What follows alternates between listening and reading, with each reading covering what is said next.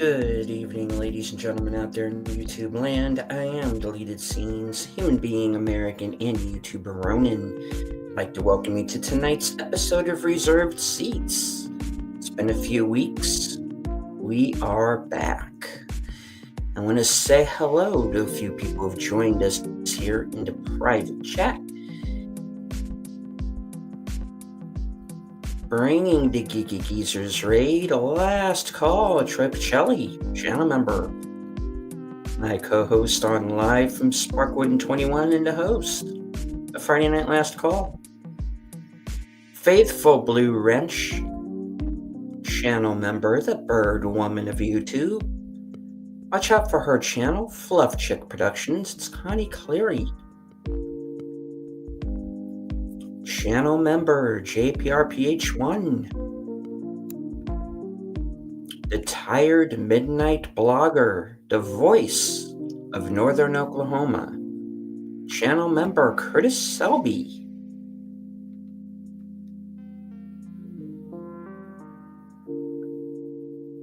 Watch out for Curtis's second channel, Nothing to See Here, Citizen.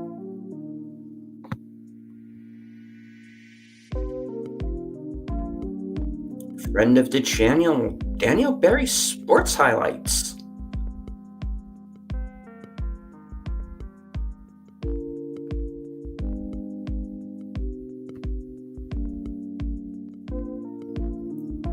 My guest is awaiting backstage, so I'm going to bring him on. Ladies and gentlemen, the host and creator of Action Theater, Western Cinema presents Saturday Night After Hours Karaoke. The Toxic Gunslinger. The man who cannot be killed. My partner in crime, Outlaw Bill. Well, hello there. Hello, Bill. Alrighty. Well, we had a show earlier today, Western Cinema Presents, which is every Sunday at 4 p.m. And watching the first half of Comanche Moon, which we're going to be concluding next week. Yep. For the folks in the chat who maybe don't know, how exactly did Western Cinema and Action Theater originate? I just, you know, I wanted to operate my own movie theater, and this is a kind of a way of doing that. Except for a mission, you don't have to pay a mission. It's it's running my Western movies and action films and other films, and it's just a way to get it out there if people haven't seen it, or maybe you don't have it on physical media, or just things, old films and TV shows and movies that were lost from yesteryear, I guess. And I'd just like to share that with the good folks.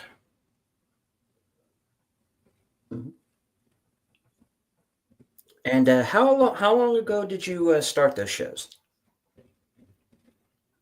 I was probably in 2021. I started with with horror movies, and called it Buckets of Blood Theater for the horror films, and I still kind of do that in the October month. And it just turned out into something that I could share with the good folks. Right on. And you've had various co-hosts through the years. Mr. CCDV, for example, and the late great Son of a Red Shirt. Yeah. Who I had the pleasure of actually being on with for some of the earlier shows when I was just a lowly you know guest panelist, and you took pity on me, and brought me on. I tell you, being on the show now and being basically the sidekick characters, which is how I like to think of it. You're the cowboy and I'm the comedy sidekick. And it was very big shoes to fill, I thought, because not only having Mr. CCDV in those earlier shows that I was on since I joined the show, I guess 3 years ago now. Having him on, because he was so steeped not only in the film lore, especially of the Westerns, but knowing the actual backstories behind a lot of those he was very knowledgeable people. And between him and Red Shirt, I feel now I have these pretty big shoes to fill, and I guess I'm doing that to a point. I'm still in the show. Nobody's come on saying get rid of that deleted guy. So I just I that's why I just look at it as being as just like filling that sidekick role, and just try to keep the show going if I can and be funny, and and I not that you weren't already doing it, but I kind of came in with the trivia bit there, and I just said, like, why don't we just like make that a regular thing, and so that's kind of my contribution to it as I see it. But it's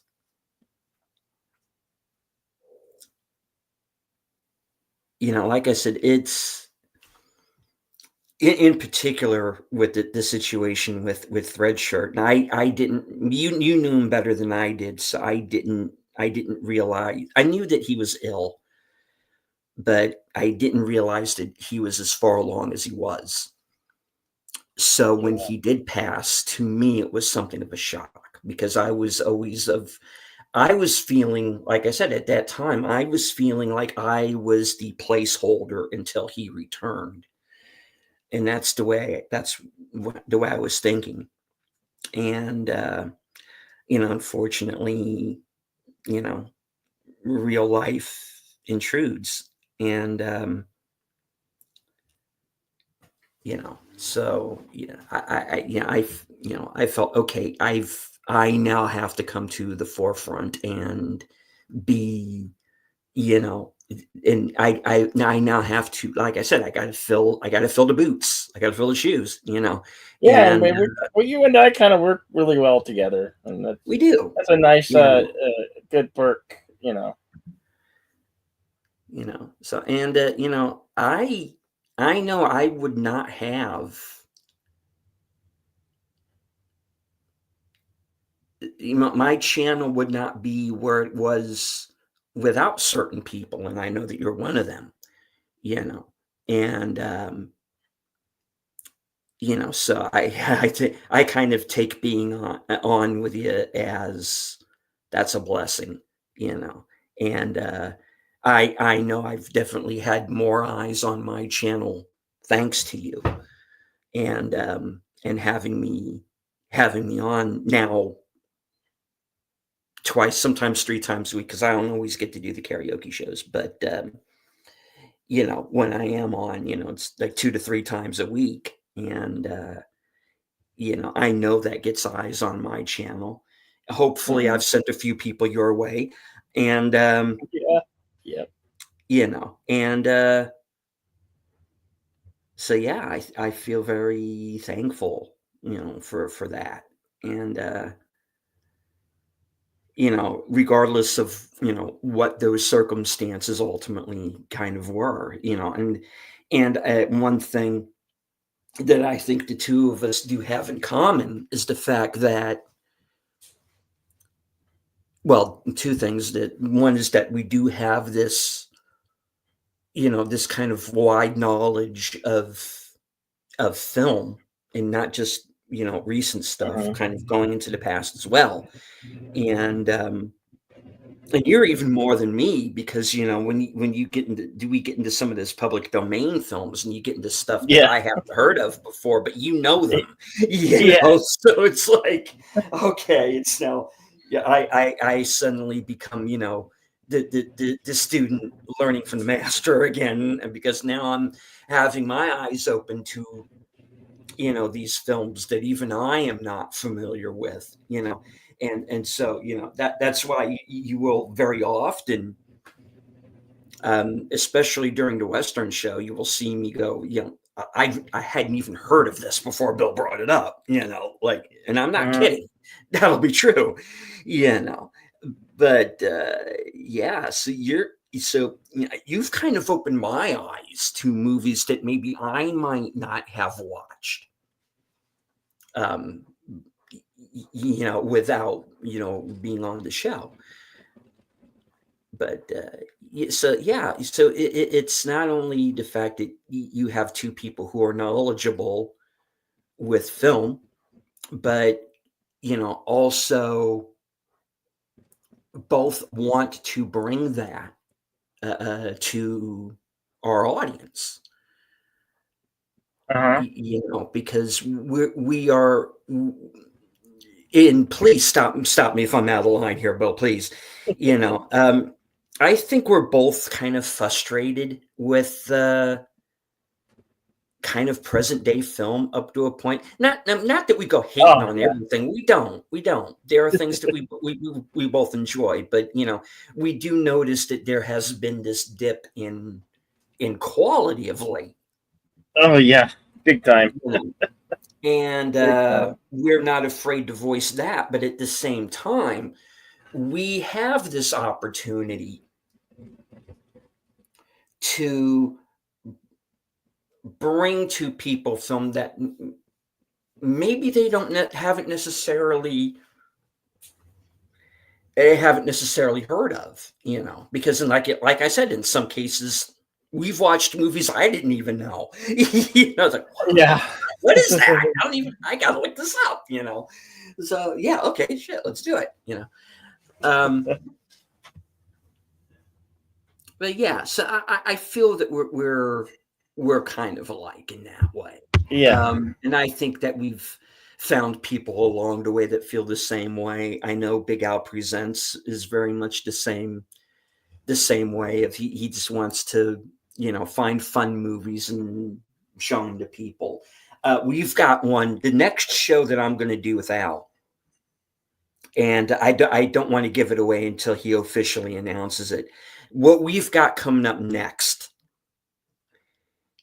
is gonna be a really fun one. I tell you that I think a wide range of people are going to like, and it might be a film that certain people within our sphere haven't seen. So, but it's one that I think you'll really have some fun with. Because it's kind of a genre mashup in a way. Yeah. But yeah, it's that's going to be a fun one. I don't want to give it away until Al announces it, but yeah, we do have something I think quite special coming up here in a couple of weeks. One of our most successful Western Cinema Presents was Rio Bravo. Yes. And that video, now we do tell our audience that we can't show these movies on the YouTube because of copyright law and the guidelines. But that video had got 1 million it's gotten 1 million views. So Yeah. I'm thinking maybe we should do a short segment or roundabout talk on just the movie, because it's a very well loved film. We might want to revisit that. Yeah. And it is the biggest single broadcast that I've been involved in. You know. Yeah. Also, we had the great late pop culture curator who was very knowledgeable of the film. Oh yes. Who gave it his good opinions and thoughts on it. Mm-hmm. You know, but it's YouTubing isn't easy. You really have to work at it.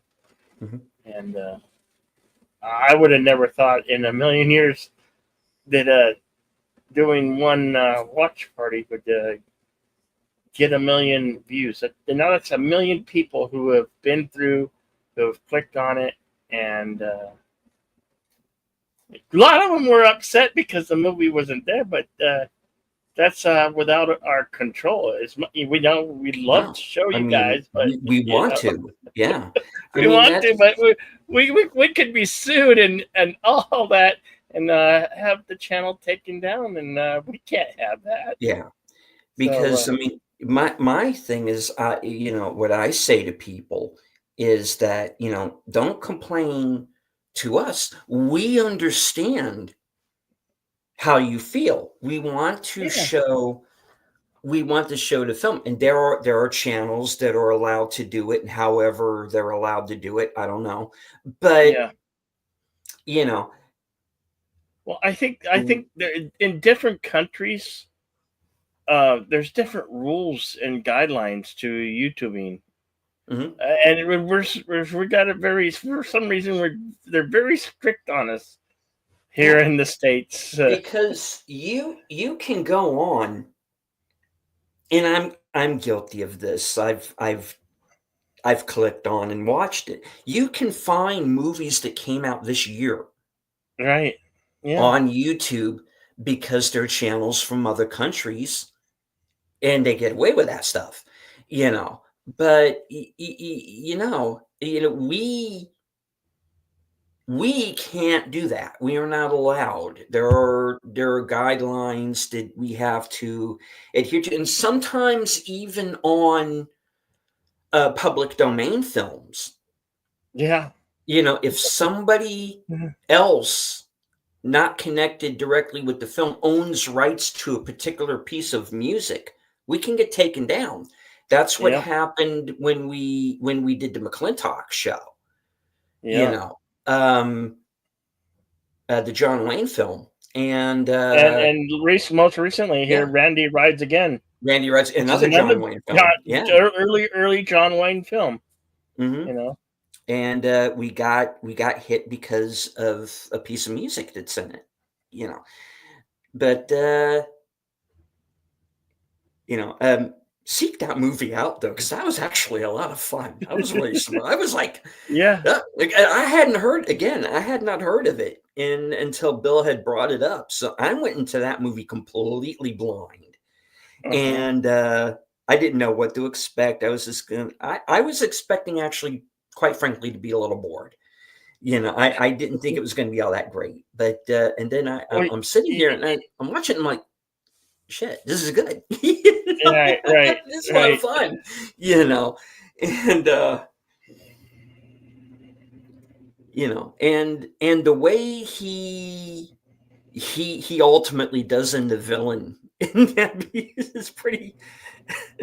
That was cold, D. Yeah. But that was a pretty good movie. And I kind of like to do more of them like that here. Well, another one of our successes on Western cinema was when we were actually able to show. Yeah. We did the two films. It was we did the Oxbow Incident. The Oxbow Incident, yes. And a Roy Rogers movie called Song of Arizona. Song of Arizona, which You can go on both our channels and watch the actual movies as we're watching along. I think that's the coolest thing that they didn't knock us, and we're that's something like over 20,000 views on your end and like 4,000 views on my end. So that was a big success for both of us. It was a big surprise, and you never know. And you can back me up on this, Bill. You never know what's going to work with people. Right. This is all guesswork. I Bill has, like you said, Bill has a video on his channel, the Rio Bravo show that we did, has 1 million hits. Yeah. I have when we did the Cowboy Way, which is the video that I barely speak in it because I hadn't seen the movie and I was just kind of watching the film and just kind of, commenting as we were going. Cowboy Way or Cowboy Up? The Cowboy Way. Okay. Because we did Cowboy Up as well. And Kiefer Sutherland is in both films, so it's easy to get mixed up. But, when we did the Cowboy Way, that is like the most watched single video on my channel. Period. And I am barely in that episode. I say maybe 5 words in that whole thing. My whole contribution to that show is, hey, look, that's Ernie Hudson, pretty much, And it's kind of, Mark Helgenberger's in this movie. Okay. And that's pretty much it, Well, you brought your own little flair to Western cinema presents with the scrolls at the end of the scrolls.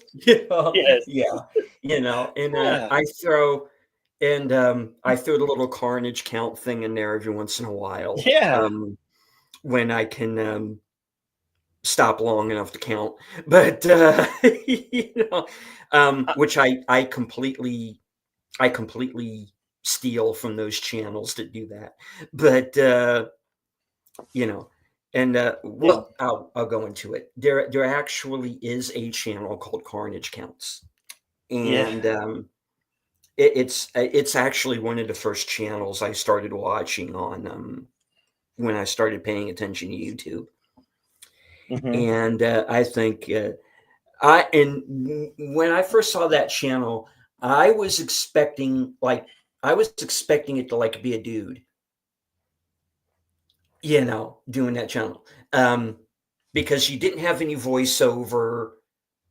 The creator had never been on camera up to that point, so you had no clue really. This was in the kind of the early days. You had no idea who this was. So I was just thinking this was somebody who was kind of like us. It was just like this dude at with a, in a laptop, just somebody who's like a real gorehound or something, And then you find out, once she did the reveal, it's like this like little Aborigine chick from Australia. Right. And I was like knocked out by that. I was like, that is awesome. I want to marry this girl. Yeah.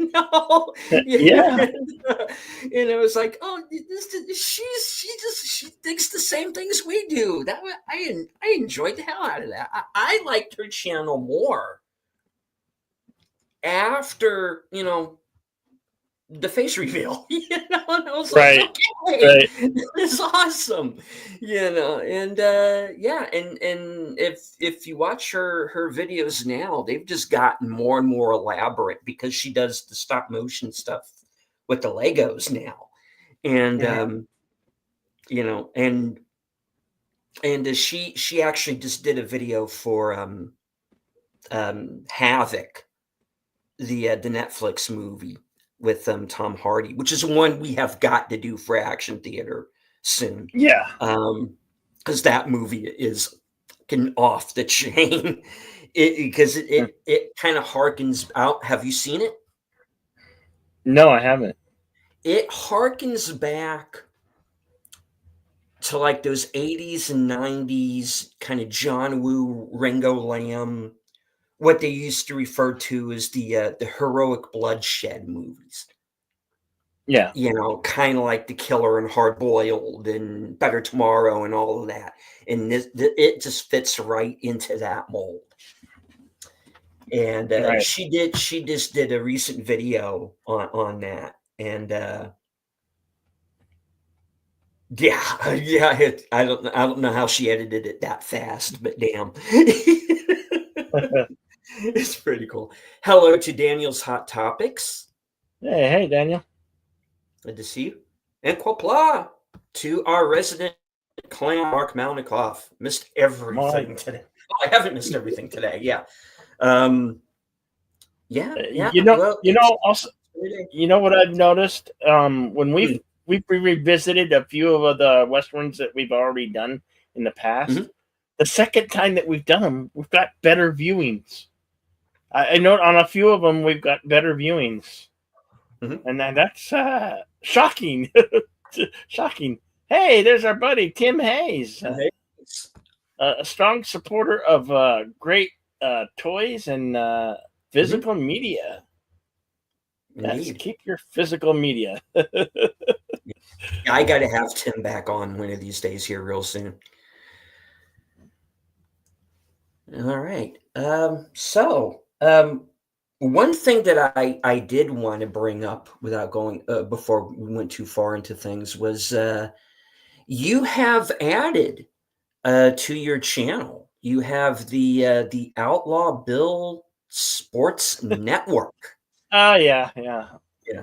Yes, I do that during the NFL season. I would like to do more of it during the off season from football. I've tried with wrestling. That's kind of hard to get into, and then like I'm sure I could do some baseball games or maybe some basketball games, but I don't know. It's just I don't know. We have to evolve as a YouTuber, you know, because you and I are aiming towards the same goal. We want to reach to that sweet spot of 100K subscribers. You know, and it may take us many years, but I believe that we have to keep evolving our channel and keep changing because the landscape of YouTube is always frequently changing, and you almost have to really adapt to survive. And it's kind of hard to find what people want to consume as content. Like I do watch a lot of YouTube because I don't watch normal TV. I watch YouTube for a lot of content, but I also like streaming platforms like Paramount Plus and Prime and all those. But like I've been watching a lot of YouTube. I'm really interested in right now watching true crime videos. They're basically documentaries that all these different channels do, and they're really interesting. They're really, really interesting. Sometimes they're shocking, and at least you're with your jaw open, and you just want to cry in hearing some of the things that have happened. But it is really interesting, you know. That's one thing we have to evolve and adapt and find new ways to grow an audience. Now, one thing that I was thinking of getting into, and pardon me, I'm trying to find a light switch that works around here so I can actually plug my computer in before it dies in the middle of my own program. Bear with me here for a minute, folks. Okay. I don't know if that worked. Okay, good. Finally, thank you. Oh, I am not an electrician. Tim, we haven't done that one yet. We have that one coming up for this Saturday. I was going to do it, The High and Mighty. That's a John Wayne film from like 1954. It's a very popular one. It's got a runtime of like 2 hours and 20 minutes. But you know, we're I'm going. We're going all board with a extra dose of action theater, so there'll be some more action theaters revolving around war and the men and women who served in war. So plan on we're going to do that one this coming Saturday. We're going to do like Bat 21 and the Guns of Navarone this month. And I know 13 Hours was when we were talking about perhaps adding to that. And right. So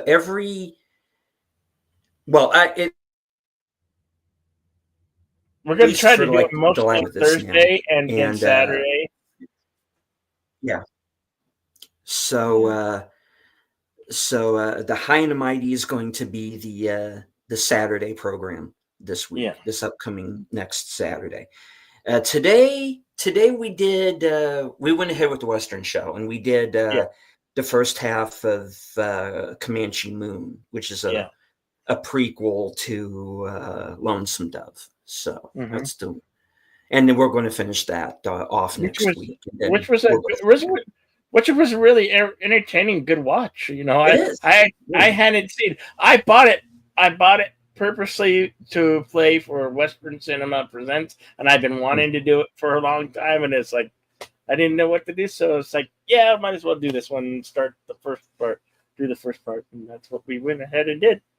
And I enjoyed it. So I'm looking forward to the second part and the conclusion of that long made for TV movie. Daniel's Hot Topic suggesting Fist of Fury. I think we did Fist of Toes. I think I was with you. I was on Fridays I was doing an odd feature for a short time, which I made by Brett bring back Kung Fu Fridays. So I think I might have done that one, or if not, I you know, there's always. I know we did one of his really early on. Yeah. Because I definitely would be down for doing more. That's a nice thumbnail you had up there, dude. Okay. Right now, I just passed on. That's nice. Right. Shit. Let me look that up real quick. Playlist. And we talked about doing Yojimbo. Definitely want to do Yojimbo. Oh yeah. Yeah. And the Seven Samurai. Samurais one series. Let's see. So basically, Master of the Flying Guillotine's a lot of fun. Action theater and Western cinema is basically me running a movie theater, giving everybody free tickets to. So the idea behind it would be like TV programming for YouTube, except for the only thing we can't do is actually show you the film, which is a major bummer. But we offer a different way to see the film. What you need a laptop or a tablet in order to watch. You know, because we can get away with it on a different site. And it's just basically sharing with all of you who come around to watch, or even just drop by to say hello. And I can't express enough how much we appreciate you when you do. Tim Hayes, Daniel, Barry Hot Topics, Troy, Last Call with Troy Pichelli, Curtis Shelby, Netters Network, JPR PH1, and all of you. You know, without this, we might as well be talking to thin air. So I can't express enough how much we really, truly appreciate each and every one of you when you guys drop by. You know. Yeah, we did do Fist of Fury 3 years ago, and that was the 5th episode of Action Theater that I ever did. Oh, wow. So, yeah, right on. Definitely one we should maybe go back and revisit at some point. Oh yeah, I've got a bunch of. And do like more kung fu. Yeah. Do like a kung fu theater thing, you know. I know I would definitely be down with that, and it's not like we wouldn't have enough to no, I've go got around because I've got miles would of have content. like a Got miles of content to share with you guys, you know. Oh yeah, So, because and you know and I'll go out of my way just to find it stuff for you and stuff that you guys want to see, you know.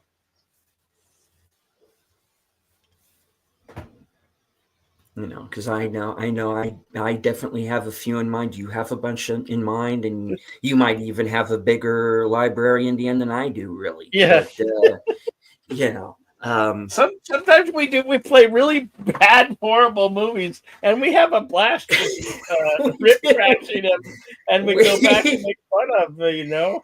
And those are some of the most funnest streams, you know. We need to do more like that. And we did a movie. I think it was like it last year, the year before? We did a movie from 1987 called Ghost Riders. Yeah. And this thing is it was a straight to video, you know, film, and very low budget. Mm-hmm. It was basically made with a camcorder, I think. But, you know. And I think like the guy who starred in it was probably like the producer's uncle or something. I don't know, but you know, it is terrible. But we had a blast. Yeah, that's probably one of the best shows we have ever done. Yeah, you know. So enough. We watched it another second time to rip rack it. We watched it twice. You can't do that on YouTube. Yeah. Which is something we might want to. Yeah. Let's just get back and do that. Let's just do like a riff show, you know, and just like, you know, and do that, you know. And maybe, there's no shortness of bad, really, really bad movies you can make fun of. You know, because I can think of movies that I actually genuinely like, but I get that they're awful. You know, like the movie that comes to my mind the most there is a movie I saw back in the 90s called Adrenaline Fear the Rush. And it's Christopher Lambert and Natasha Henstridge. And it's supposed to be like Boston in the future. It says at the beginning that it's supposed to be Boston, but it's clearly like some bombed out Eastern European hellhole. You know, the whole movie just looks like Tetanus World. You know, it just that's like you filmed in this? Like, my God, what the hell? You know, what the hell movie? You know, but it's like, for as bad as it is,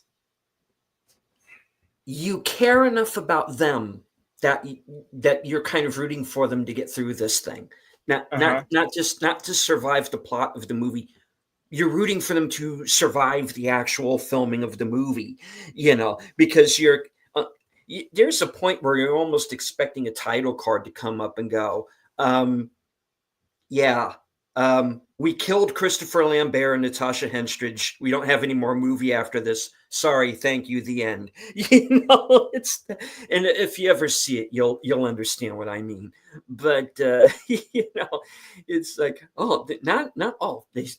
they survived the filming of this thing. My God, you know. So it's like that's one I almost want to do just to riff it. And there's like a couple of I don't know if it was ever in theaters, but I know there's a video version, and then there's like a TV version that fills it out to like an hour and a half. But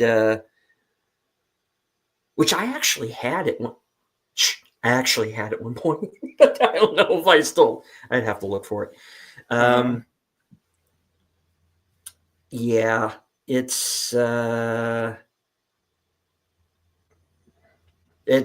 definitely one that's definitely riffable. But yeah, I'm sure we'll come up with something there. Well, I've been wanting to do Gymkata, but I got that on my main PC drive. Gymkata! Oh my god, that movie and I actually waited years to see Gymkata, and even my dad was like, "No." Yeah. And my dad was like, he was always very quiet. You don't know. You knew he liked the movie if you watched it more than once. Mm-hmm. But that would be it. He wouldn't be. With most movies, he was pretty much like, okay, that happened. Move on. Yeah. Yeah. But even whenever I would bring up Gymkata, he'd be like, no. No. Yeah. But what's no? But why? No. Okay. Don't you fucking understand? No. I mean, we could do Dragon Ball Z. They from like the early 2000s, 2008. I think it was 2008. Heard that was bad. It's really bad.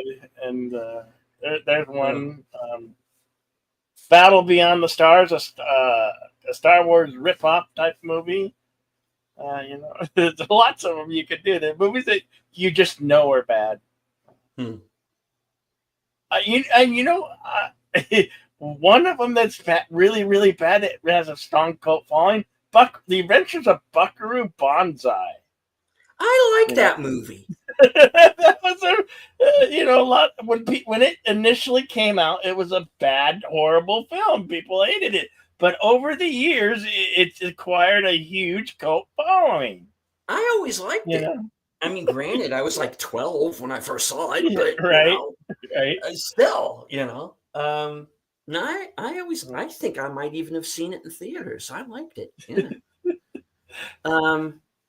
But yeah, okay. Daniel's hot topic is the question: do you guys have Discord? I do, but I don't really like post to it or anything. I don't know how to work Discord. It's like Gilded. I don't know what the hell I'm doing. For a long time, I couldn't get on my Discord for a long time, but now I could get back on there. I guess so. Yeah, it's something I might want to look into. He says, check your Discords. I dropped the link to Fist of Fury. It's free on Daily Motion. Okay.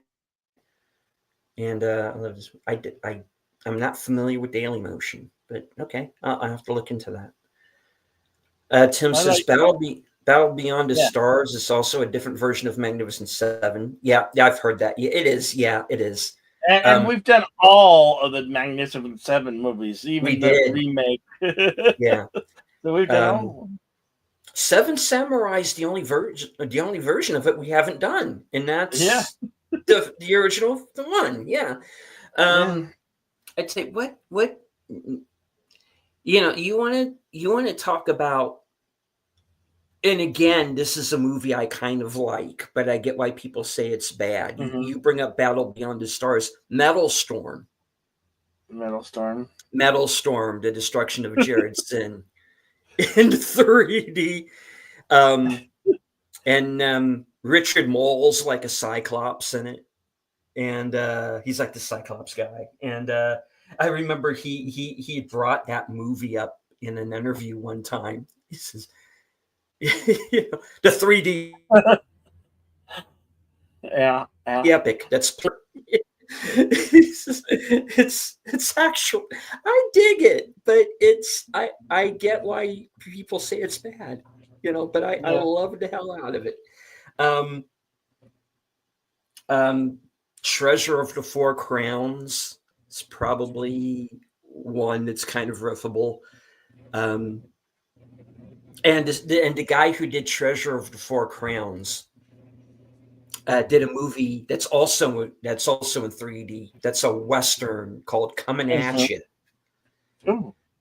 That again, actually, I kind of like, but I get that it's not that great. It's an hour and a half. There's this one Western I really want to do called Dudes with I think it has John Cryer in it. Yeah. But I can't find it anywhere. So it's so obscure and lost to time.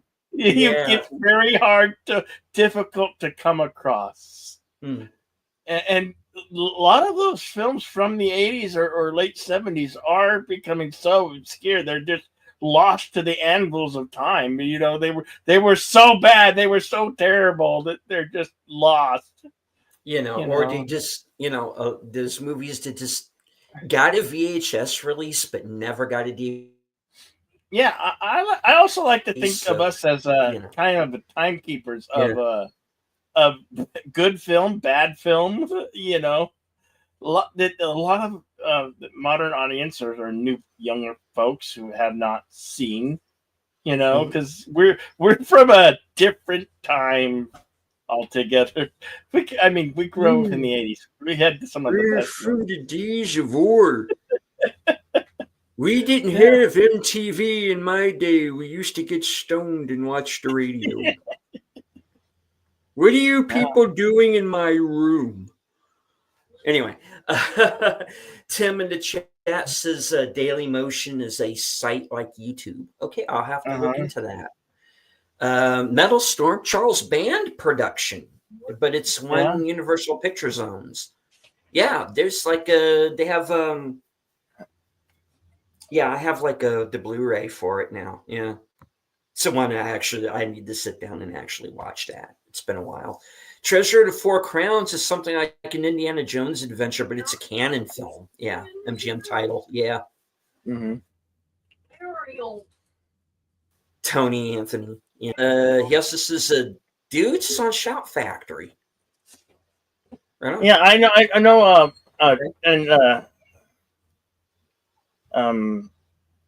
Big Al has been doing a lot of them, like the older films obscure from the 80s. Like, I don't know if he's done The Sword and the Sorcerer. We did that. Yeah. Yeah. Those rare obscure 80s or late 70s films. It's like, it's like that movie doesn't end; it just stops. Like, okay. Hail to our brother, Canadian Spider-Man. Good to see you. Canadian Spider-Man. We're old, grumpy, tired, and get off our lawns. Yeah, I am that guy. I am that get off my lawn guy now. Well, it's just Hollywood. I don't know if Hollywood's ever going to recover or change their ways. Maybe they've gone so far into the woke they are now completely broke. But that's why we're timekeepers of the old obscure films and the good ones, the bad ones, and the bad ones. Yeah, there are people who give me hope. I know Tom Cruise certainly does. They tried to bait him with that bullshit political question during that press conference in Korea, and he just said, "We're just here to talk about a movie." Yeah. So it's like he gets it. And I think there are a couple of the younger ones that I think kind of get it and are just out to just. And who are being proactive in making their own films, and we know people who are kind of within our sphere who have just said, fuck it, we're just going to go out and make our own films then, and, and I'm certainly down with that, Critical Drinker made his movie. I helped back that. Chris Rupert, Bad Movie Night podcast, did a film that I backed called Transient. That's like a feature length Black Mirror episode. It's fantastic, and that ending hits you right between the eyes. But I'm really glad that I was a part of that. I was almost in it. Cool. He offered me, and I kind of chickened out of it, but which is fine because the guy that I know what part it was, and the guy they got was really good, and I would have sucked. But yeah. So that there's that. Tom Conkle right now with Island in the Stars. Are they still looking for backers on that? I mean, you can still, that is not over. You can still back that film. It's still in pre-production, and some of the people that he's talking to be in that film, they're pretty well-known heavy hitters, people we've been watching for decades who want to be in that movie. So that I can't wait to see that. Well, we've seen the concept art, and the concept art looks brilliant, amazing. I had him on the show one time, and we were going through the concept art, and I pointed at one of them and said, "That's your poster right there." Yeah. Yeah. I mean, so yeah.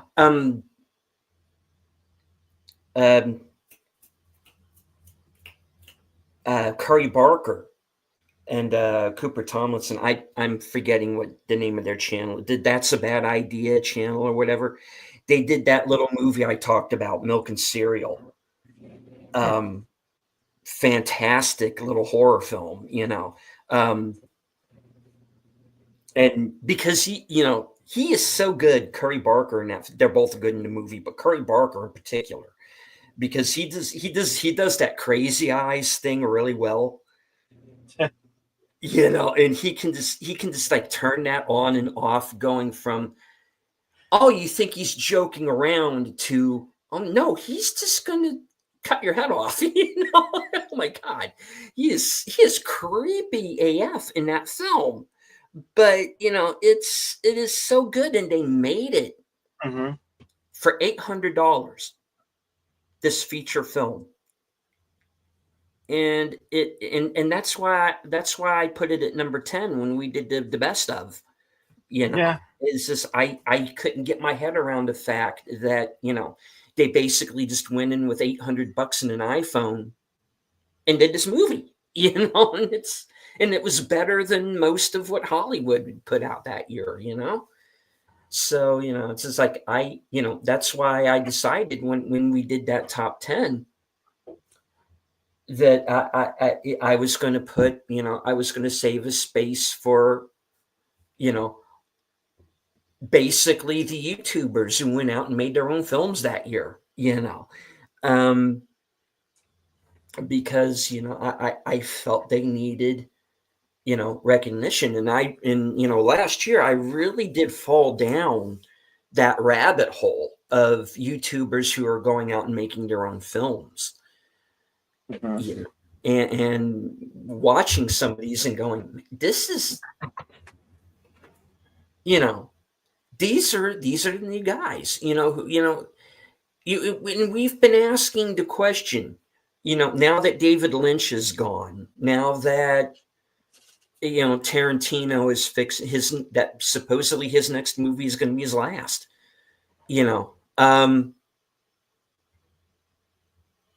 who's going to replace these guys? And I think it's going to be somebody from YouTube. It's going to be some kid with an iPhone who's going to scrape up some money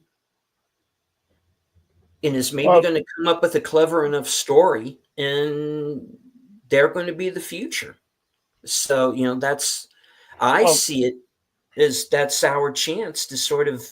Well, that's what it takes nowadays to get a good movie, have crowdfunded, Yeah. And then it's outside the studio, the major studios. Because most major studios are owned by Disney nowadays, or they're falling victim to a corporate buyout from some other big corporation. Yeah.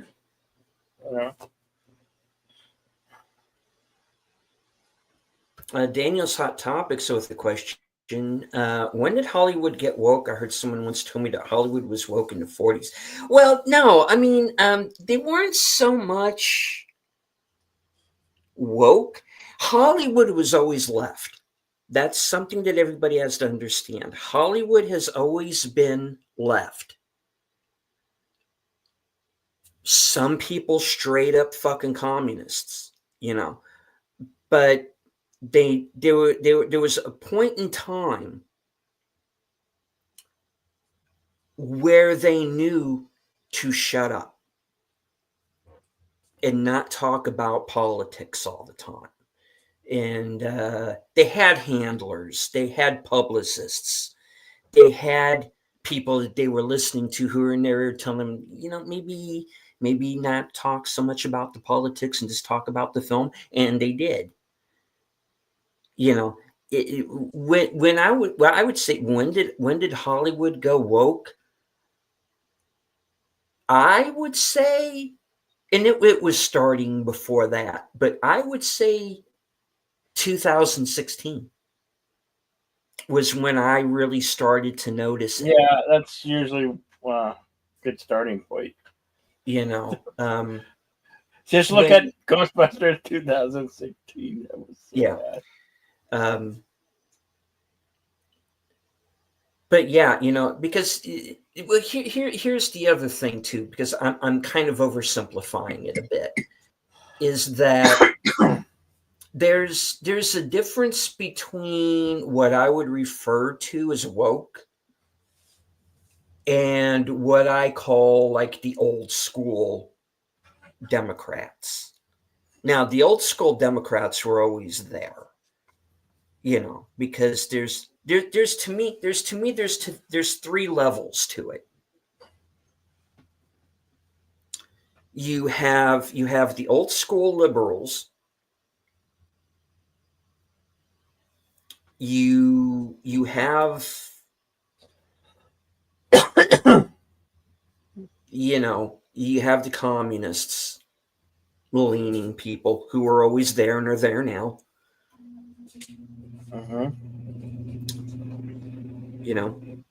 McCarthy was an asshole, but he had all of those people pegged right. Sorry, folks, but he did. And then you have the wokesters. You have what Culture Casino refers to as the neo-Marxists. And they are the people who are trying to trying to divide us, and you have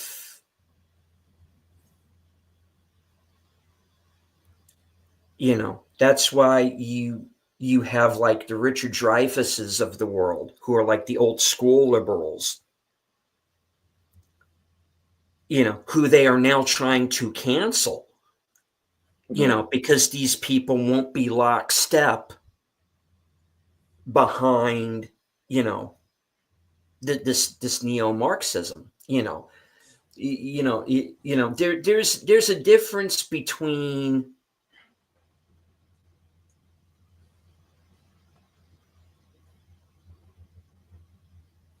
voting Democrat and then being so far left that you're going to divide a country, and there's a big difference there. And that's why, when it comes to questions like this, I kind of like to, you almost kind of have to separate it out,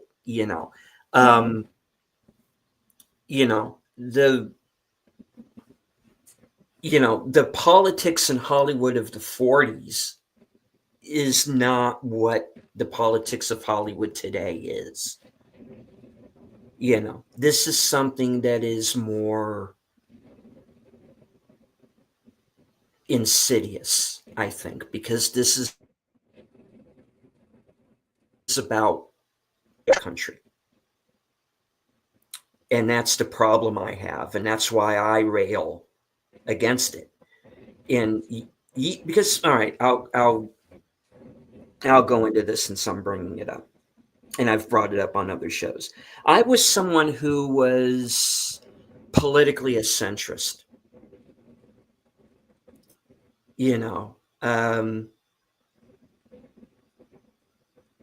I had opinions that would probably have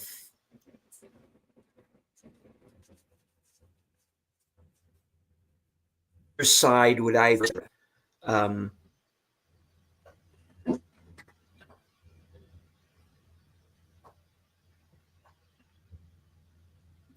if you get arrested for doing a crime, you do the time.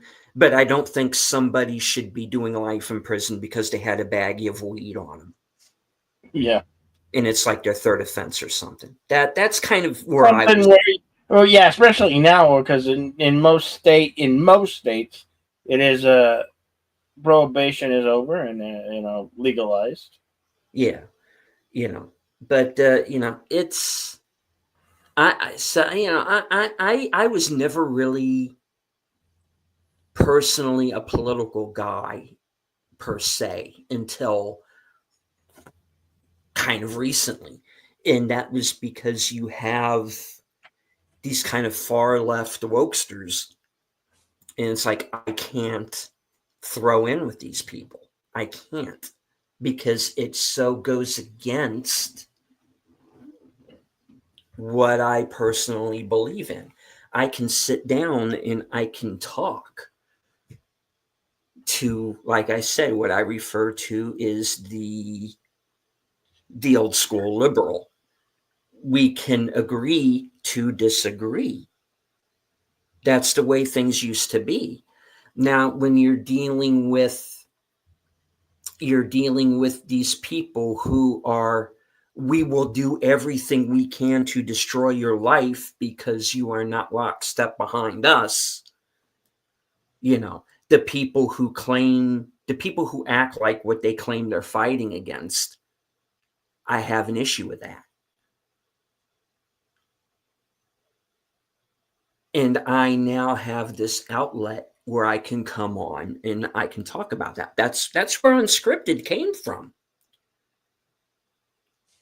Really, was that I felt I had these things that I needed to get off my chest. That show it's not news, although occasionally I do throw in a news story. It's not news. Yeah, it's an opinion show.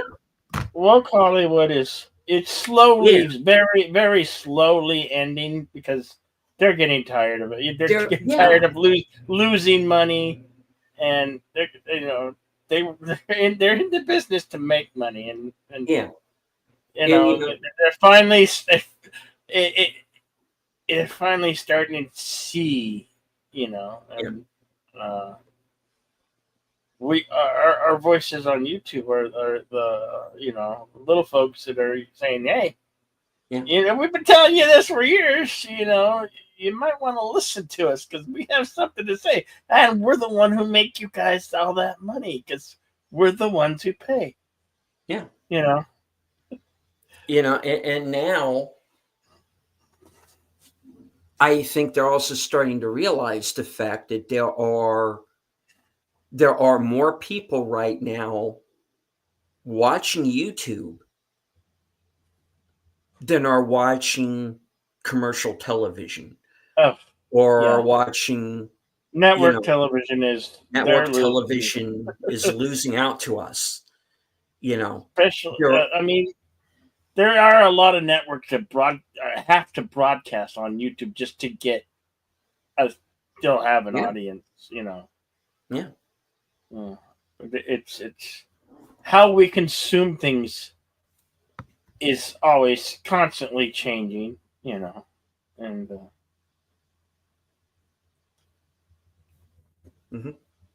we become the voice, and with many voices the only way you can see change foreseen, Mm-hmm. Mark Malnikoff says, well, it's this neo-Marxist crap is a big part of what made me switch parties. Yeah. I mean, I know people who were like lifelong Democrats who have switched parties because of it, because, the Democrats threw in with, well, not all of the Democrats. Like I said, the old school really hasn't, but, there are some that kind of threw in with the wokesters, and there are others that said, enough is enough. But you do it all unscripted, right? Yeah. Unscripted is exactly that. It's unscripted. It's a stream of consciousness. And if you've ever noticed, sometimes I switch topics in the middle of shows.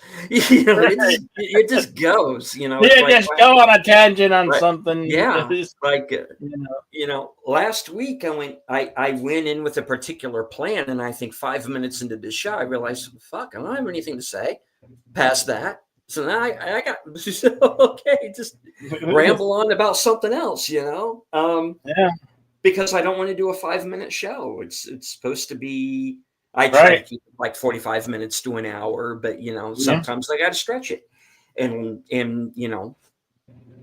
last week was an episode where I had to stretch it. Tonight was better, but anyways, Mark Malnikoff says the problem with neo-Marxism is it's become a cancer that's wormed its way throughout society. Yeah, it has. And that's what you got to be on the lookout for, But yeah, anyway, off that topic, I didn't want to get political off that. Anyway, but yeah, but you've got a lot going on. We've got stuff that we want to do for and Western Theater, and always trying to think of new ways to bring to grow to continue to grow an audience and do things, and expand the brand, and I am on YouTube for entertainment and fun. Mm-hmm. For the first and foremost, I am here to entertain the masses and all you good, wonderful people out there who take the time to drop by. And I want to find more of you. And it's something that you constantly have to work and adapt to do.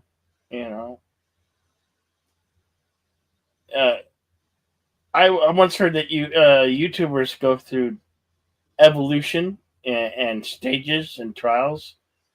You have to do what works best for you, and you gotta find.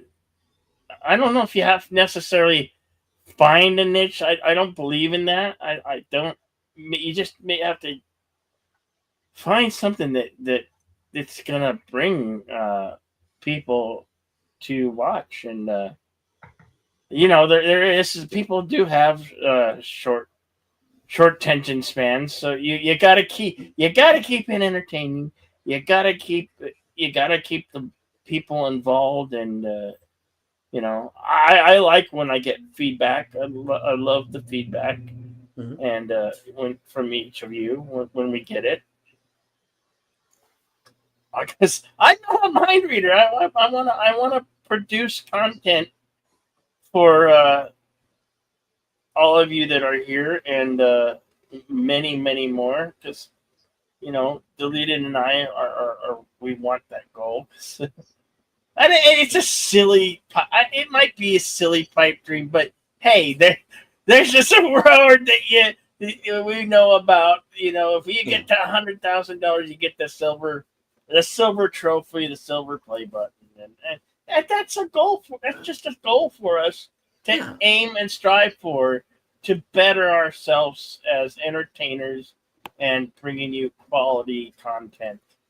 And we're gonna have to do different things, try new things, fail on things. That's the thing. You have to be willing to. You have to know. You have to put up some failures, and say, okay, well that didn't work. I got to try this. Hey, I got to try this, and I'm just gonna keep pushing new content and until I find or grow an audience, because I we don't know what people want. Half the time, the people don't know what they want.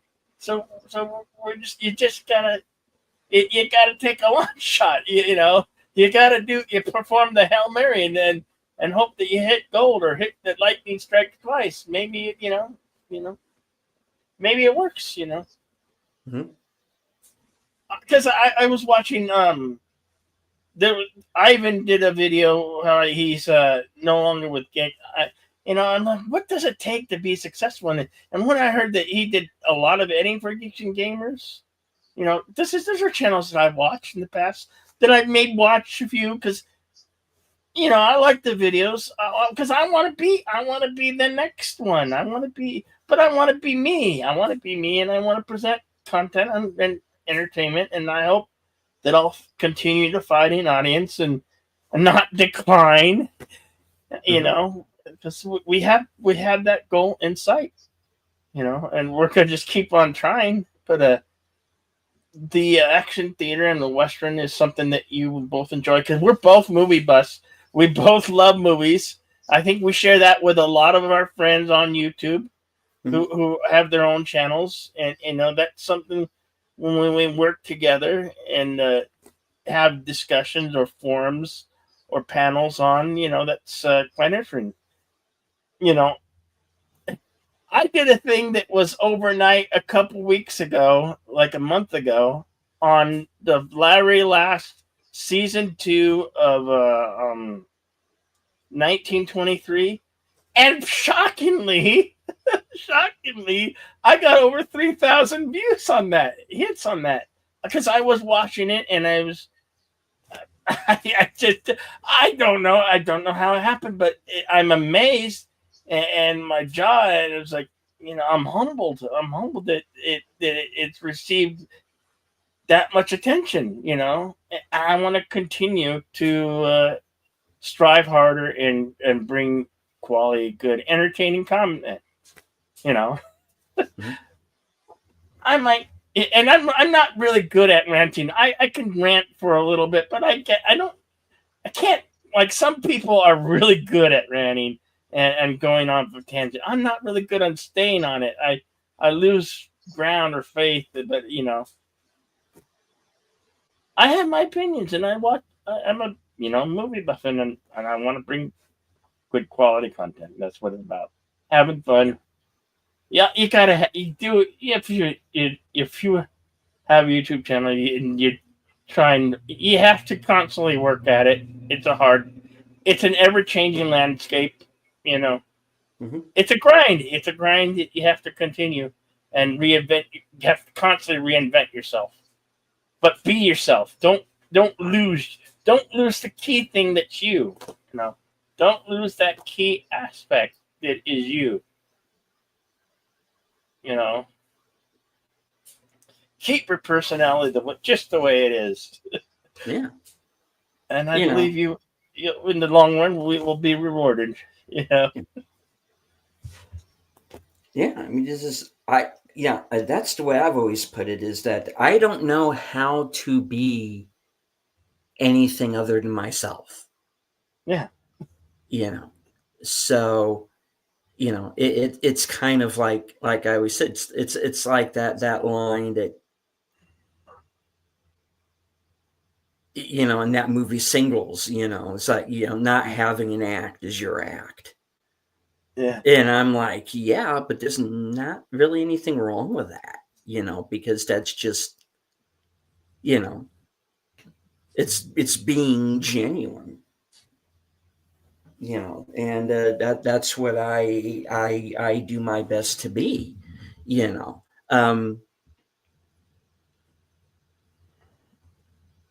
I know I'm not like the best YouTuber of all time, and no, I get it, but I'm doing my best to do the show that I do, and yeah, we strive for those goals, 100,000 subs, Tyrone Magnus, 1 million subscribers, or whatever he says at the end of his videos, and that's great, and that's all well and good, but to me,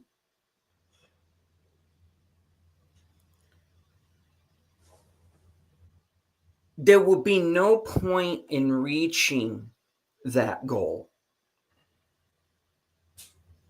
if Connie isn't there, or Curtis, or Tim, or Mark Malnikoff, or any of the people who are in the chat with us right now. Absolutely. Who are always at all of our shows all of the time, and who are always at all of my shows all of the time, even the ones that I admit suck. And I will, if I make a show that sucks, I'll say so. And some of the episodes of some of the shows I've done are fucking terrible, but they have been there every single time. And here's another insight. People may think of me or you of somebody who has a lot of subs and that we're really popular. I have never ever felt popular, or like I still feel like a very tiny speck, my little tiny speck of YouTube. I consider myself a small channel. I'm not, not serious yet. I don't count the numbers as being big yet. And I don't know where that will come into play, but I don't feel that way at all right now. I feel like whatever my sub count is now, that it's more like 200 or maybe even 50 or less than 50. I feel less than that, but I don't ever let it get to me. I just do what I do, and that's what I keep doing. Because and having fun at it. It's like you can't think of it really in terms of subscriber counts, because there are people who have, I think, better channels than mine, who have content that is better than mine and better produced than mine.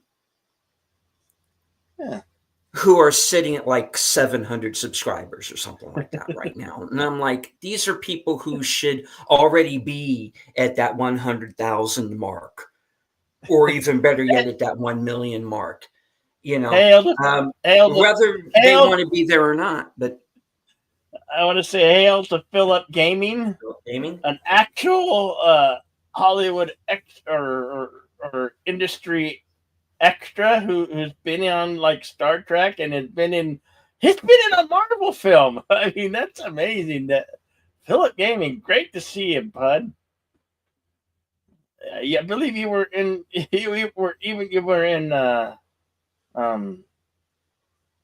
what's that Marvel one? The Marvel lady. I can't even remember her name. Oh, the Marvels. The Marvels, the one that came for it. Captain Marvel, whatever. Yeah. He's been in that, and he's been in Star Trek, and he's been in other TV shows, Yeah, that's fine. Yeah, Captain Marvel, he's confirming. Okay. No, that's fine. That's fine. I've been an extra in a movie, so I know what it's like.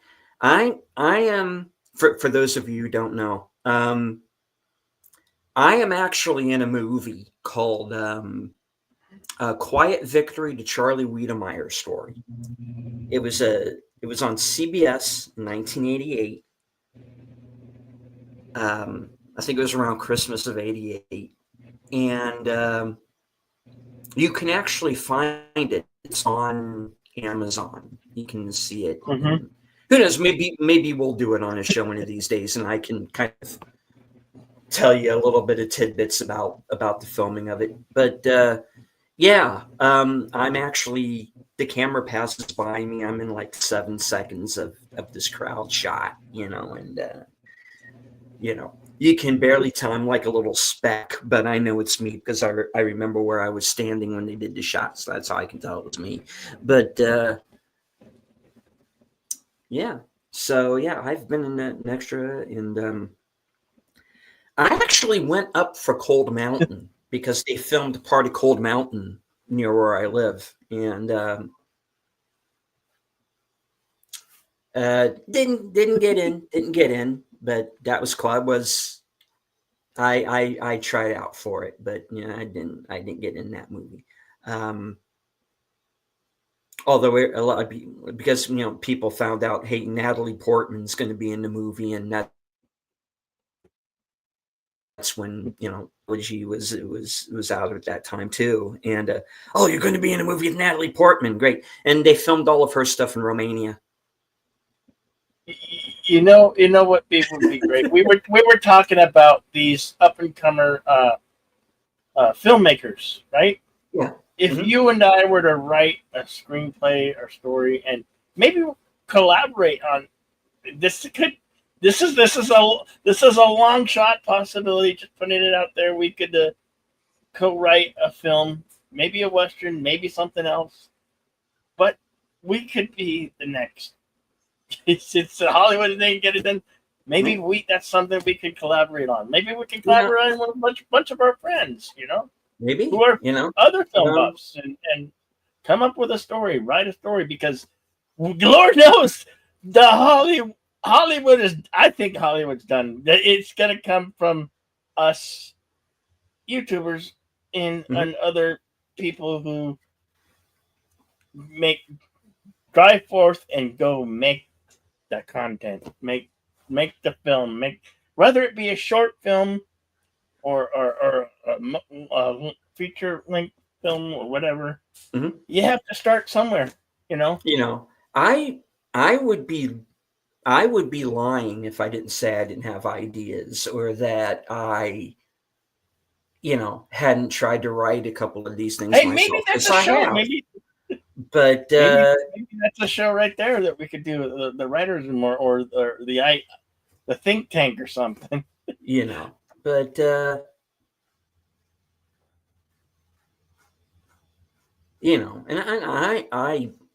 I'm not saying that anything I've written is necessarily good, but it's like, it's better than some.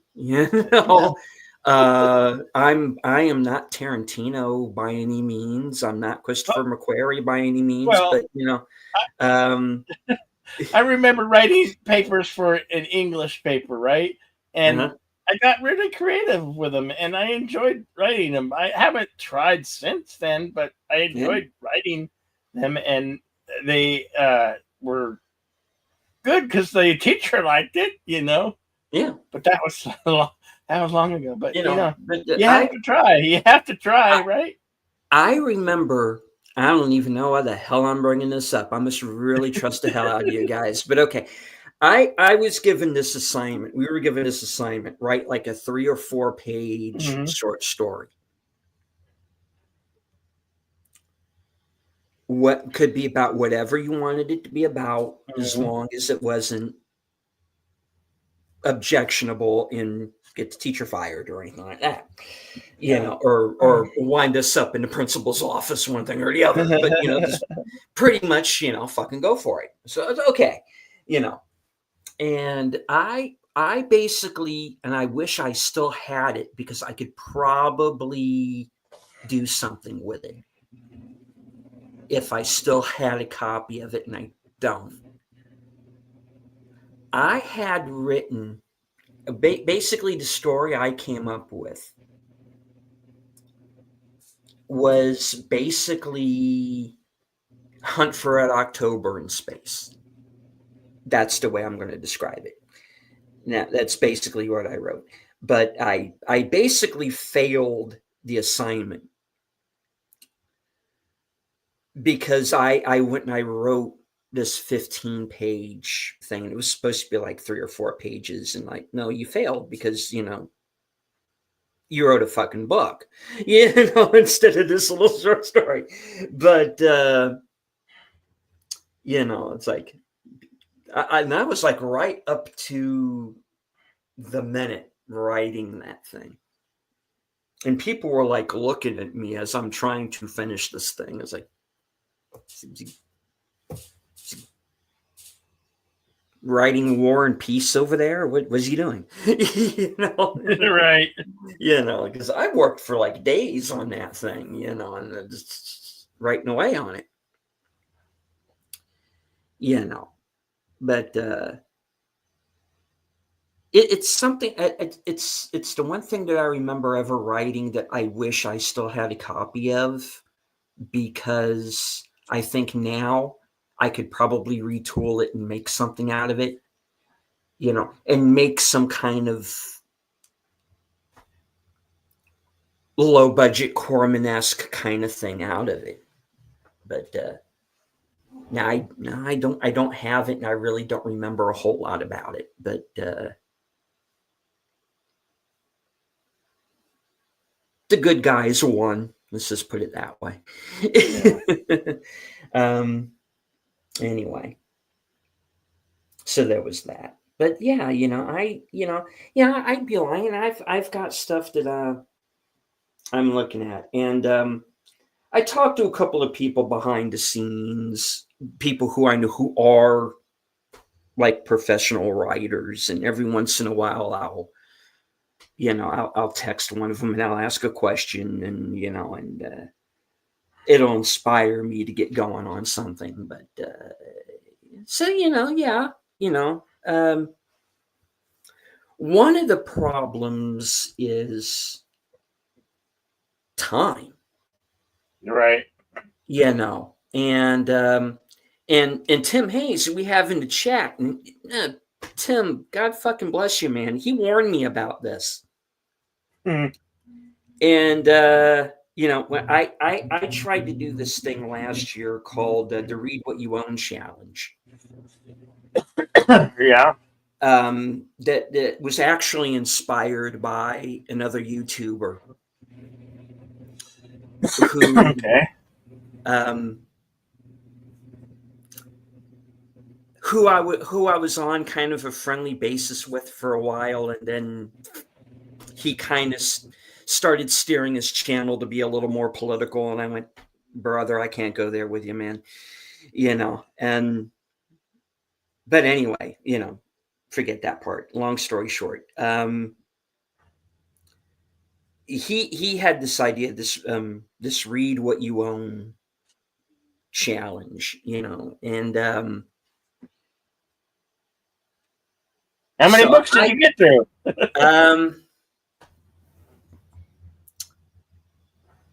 16. 16? That's pretty impressive. Not for me, because I'm somebody who used to finish a book a week. Wow. And I only did 16. And so like the goal was like, 50 some odd, and I didn't get anywhere near that, just because,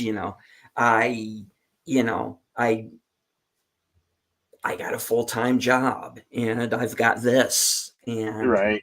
And then I got sick, Yeah. So I was,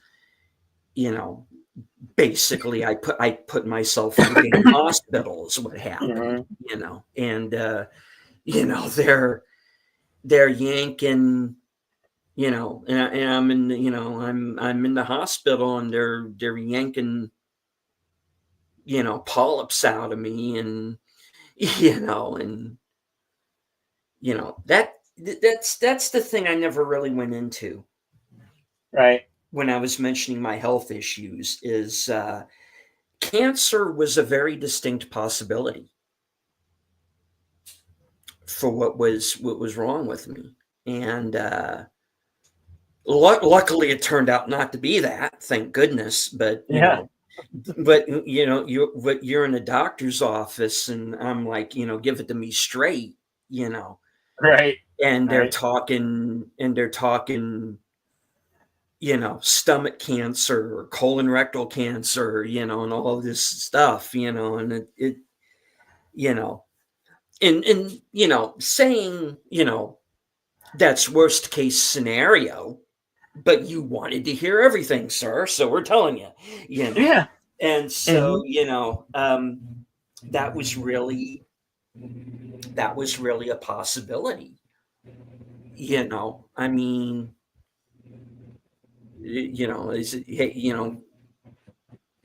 they gave me the best case scenario and they gave me the worst, so I was looking Yeah. at the situation because I had stuff going on with me, that was, that were cancer symptoms, Mm-hmm. and luckily it didn't turn out to be that. It turned out to be this other thing that was really kind of, among other things, kind of dietary as well. So, Right. and just kind of general wear and tear, and the fact that because, doctors' offices and hospitals are not my favorite places, and that's mostly because of what happened with it's mostly because of what happened with my dad, and I lost people who are close to me pretty close together. Mm-hmm. And I just, okay, I'm so fucking done with hospitals, man. And I'm done. I don't want to, that's it, And so I wasn't getting myself checked out in the way that I should have been, and I let things go, and I made myself sick. And but luckily, I turned out to be pretty much okay, and I have fairly decent insurance, so it wasn't like a total arm and a leg, because that was another thing that I was worried about, was if I got sick, could I afford, because I've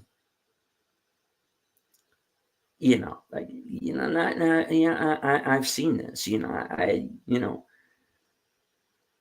people who are not getting the proper care because when they know they need to do it because they're worried about financials, even if they have insurance, you Mm-hmm. know, um, and like I said, I had this woman that I was in love with, and I should have married her, and I didn't because I fucking chickened out, and she got sick and she passed away, and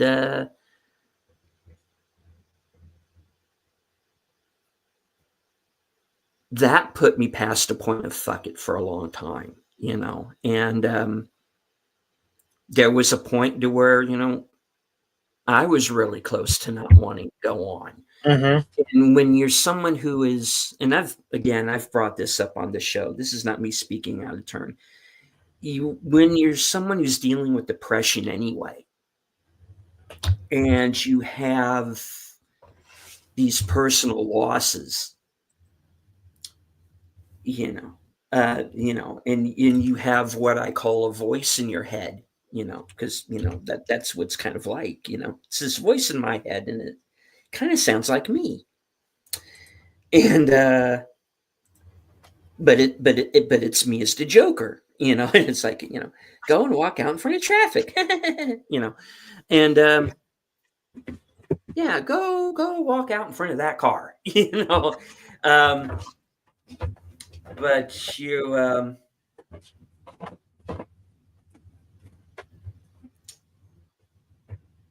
but you get past that, because and I'll tell you what really pissed me to fuck off and kind of got me past that.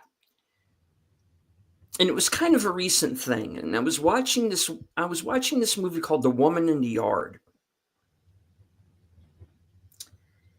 And it again is a movie that had the lead characters dealing with depression and stuff like that, and has had this loss. She loses her husband in this car accident, and she's all physically messed up, and she's got like this screwed up leg and everything, and she's like hobbling around dealing with these two kids that are just nightmares, and then the ghost woman or whatever shows up. But the ending of the movie very, very strongly implies that if you're depressed, it's okay to do yourself in. And I was like, what the fuck? What kind of a message is that? This vile piece of crap of a film. And that's when I kind of realized, you know what? There are certain groups of people that want other people dead. And I just decided, you know what? I am not going to give these people, I am not going to let these people have a laugh at my expense. If you get my drift, and I kind of took, there's something that I remembered that I kind of took to heart, was something that Lance Henriksen said years ago in an interview, because he comes from, and he was talking about this, he comes from this kind of semi-abusive kind of background, and his way of kind of getting through it was to, well, I'm going to outlive these people, and that's what I decided. You know what? He's right. And that's what I'm going to do. So, you know what? You want to be an abusive prick. You want to see harm done to other people. You know what? Screw you. I'll outlive you. Yeah. I am not going to give you the fucking satisfaction of doing some kind of harm to myself because I know you people are going to find that funny. And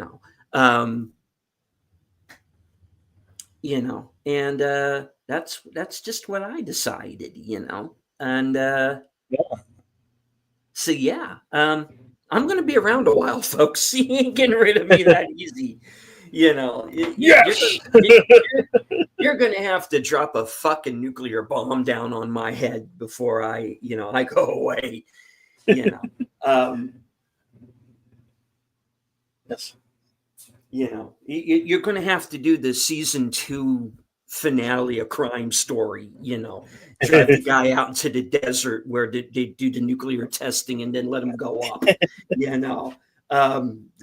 That's what you're going to have to do for that obscure reference there. Thank you, people. Hail to Eldritch Lord Haster. Eldritch Lord Haster. Good to see you, sir. Yes. I know there are a few that want me deleted. Well, don't let them. That's kind of my main takeaway of the night. Yeah. We need our Eldritch Lord Haster. Yes, we do. Besides, you might want to help us co-write the Western that me and Deleted Scenes may or may not make for Western cinema. Well, we'll see. Yeah, it's definitely an idea. And I tell you, lately, man, when you first brought that up, and that's not the first time we've talked about this before. I think we totally should get together, write something, and I think we should totally try and come up with something. You come up with something, and I'll type it up and I'll send it to you, and we'll see how it goes. And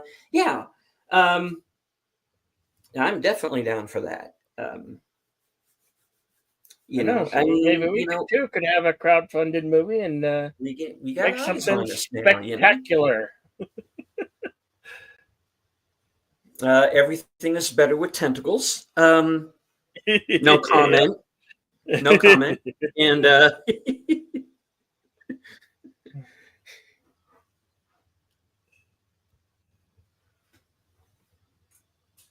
we'll see. All right. But yeah, all right. Well, we've actually gone a little bit over than what we did. We've been having a blast tonight. I've really been having a really good time, good conversation. We have. But it is nearing 2 a.m. and I have to get up and be at work in a few hours. So. Yeah. You might want to. All right. So I know we've already brought it up, but Bill, what is coming up for the channel? All right. Well, first of all, we got Action Theater. Due to me having doctor's appointments, we're going to run it on Friday. The Rock. We'll be doing Action Theater with The Rock, Sean Connery, and Nicolas Cage. That will be on Friday, and then the one on Saturday at the, what did we say? The John Wayne Western one. High and Mighty. High and Mighty, yeah. High and Mighty. Yeah. Yeah, and then of course Western Theater. The second half of Comanche Man. Yeah. So we're going to be on 3 days in a row this week, folks. Yeah. And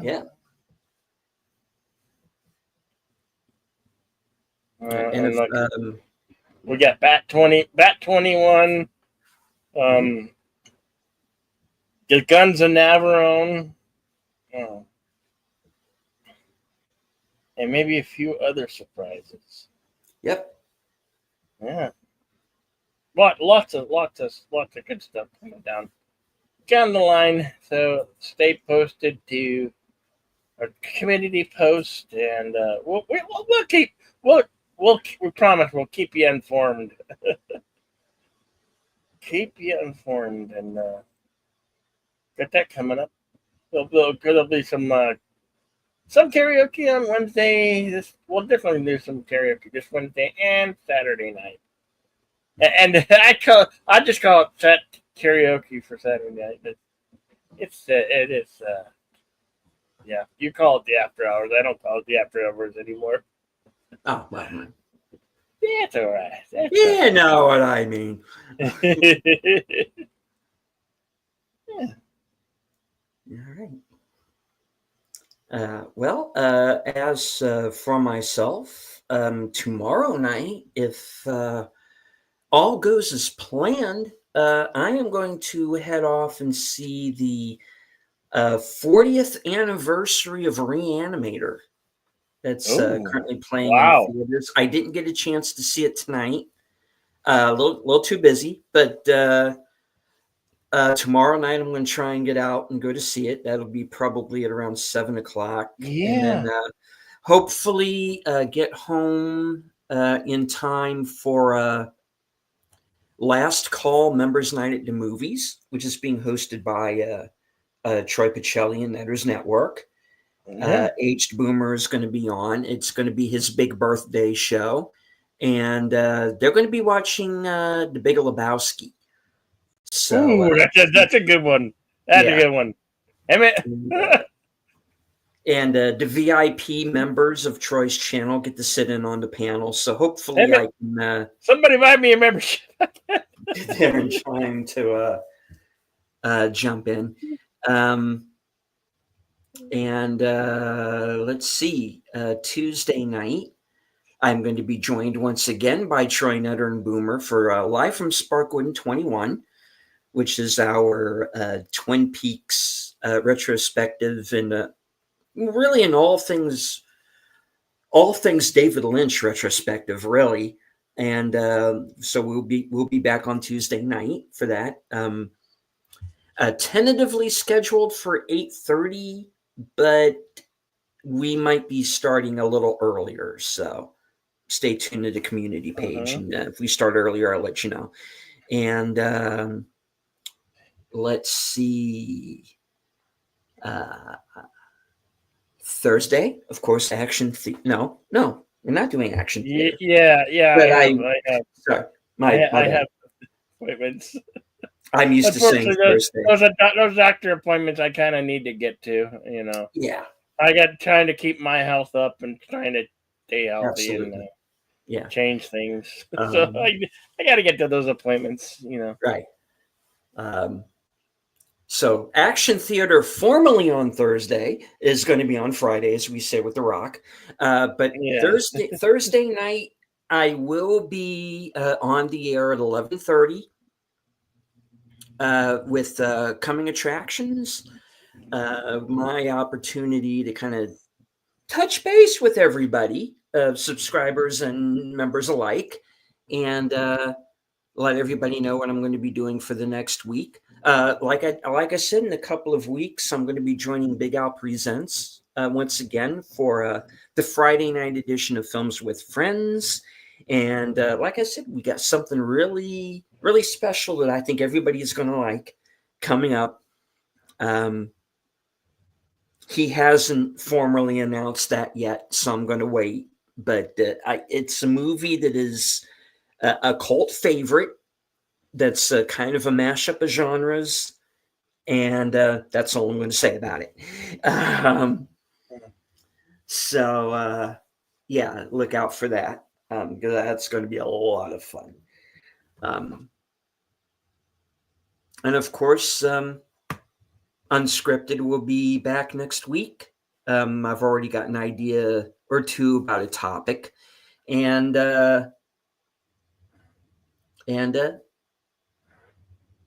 this show will be back next week. Same bat time, same bat channel. Right on. No. Well, this has definitely been fun tonight. I thank you for inviting me. And I've had a better, funner time than I thought I would. And it was quite interesting, quite good, interesting conversation that we've been having, and we touched on those great topics tonight. So we did. It was fun. And thank you for taking the time out to come on. No problem at all, brother. All right.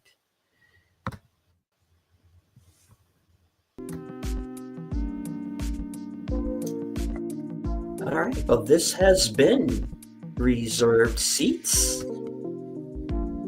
I do want to thank everybody who was in the chat. Troy Annetter, Connie, Tim Hayes, Eldritch Lord Haster,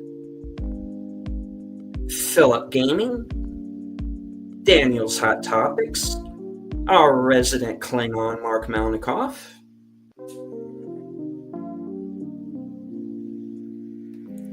scrolling up. One Canadian Spider-Man.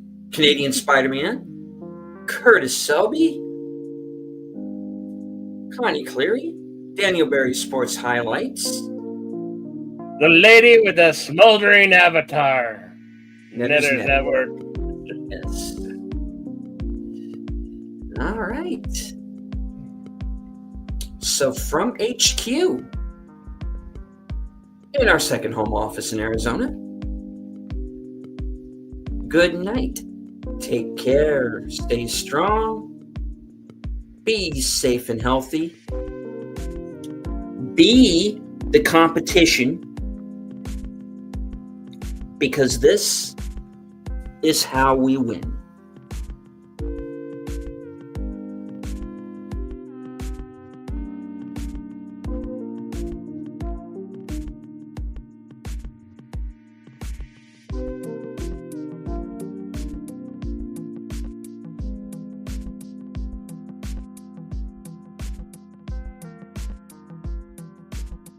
There are 26 of you watching. We didn't lose anybody throughout the entire show. So thank you all for watching. Hit the like, share out the stream. Say hello in the comments. Subscribe to Bill's channel.